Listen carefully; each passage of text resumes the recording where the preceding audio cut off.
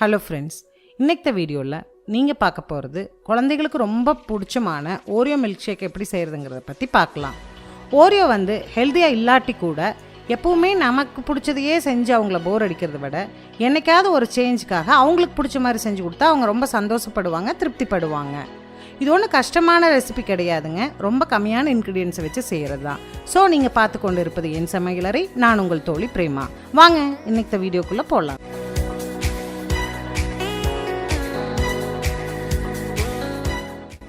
ஒரு class Oreo ஷேக் செய்கிறதுக்கு என்னென்ன பொருள் தேவைங்கிறத பார்க்கலாம்.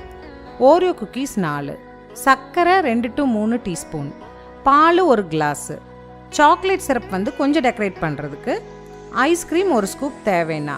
இவ்வளோ தான் நம்ம இன்க்ரீடியன்ஸ். வாங்க ப்ரிப்ரேஷன் ப்ராசஸ்க்குள்ளே போகலாம்.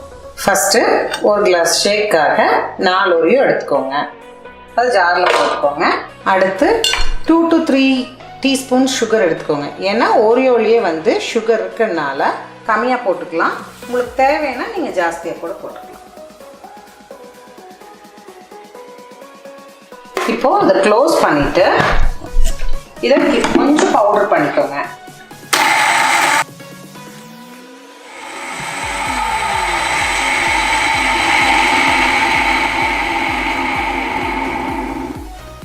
கொஞ்சம் அடிச்சோன்னையும் நல்லா பவுடர் ஆயிருக்கு.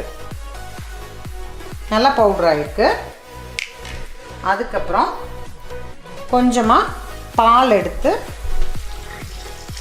பாதி பால் சேர்த்துக்கோங்க. திருப்பியும் மிக்ஸி ஆன் பண்ணிக்கோங்க. இப்போ மீதி இருக்கிற பாலை சேர்த்து அடிச்சிடலாம்.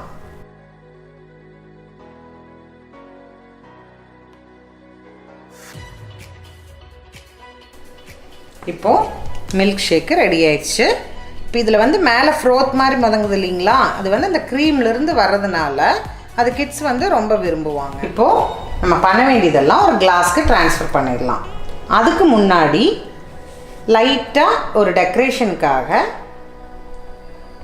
லேசாக ஒரு சாக்லேட் சாஸ் ஊற்றிட்டோன்னா கொஞ்சம் இன்னோவேட்டிவாக இருக்கும்.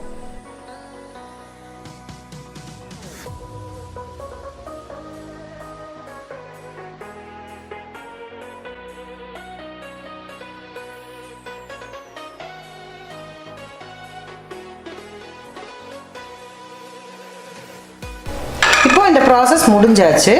இது நமக்கு தேவையில்லை, இருந்தாலும் ஒரு டெக்கரேஷன் பர்பஸ்க்காக நம்ம இதை யூஸ் பண்ணிக்கலாம். ஏன்னா கிட்ஸ் இதை ரொம்ப என்ஜாய் பண்ணுவாங்க. அடுத்தது ஜாரில் இருக்கிற ஷேக்கை இதுக்கு ட்ரான்ஸ்ஃபர் பண்ணிக்கலாம்.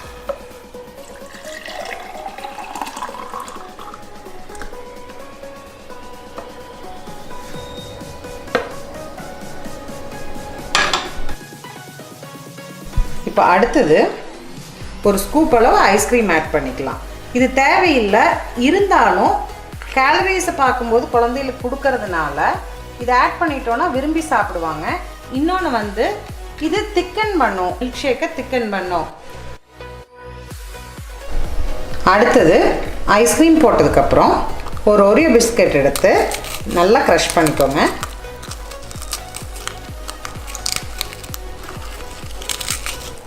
க்ரஷ் பண்ணி அப்படியே இது மேலே டாப்பிங் பண்ணிக்கோங்க.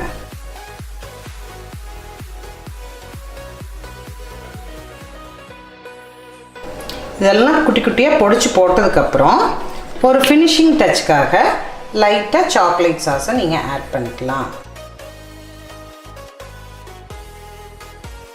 இவ்வளோதாங்க, ஓரியோ மில்க் ஷேக் ரெடி ஆயிடுச்சு.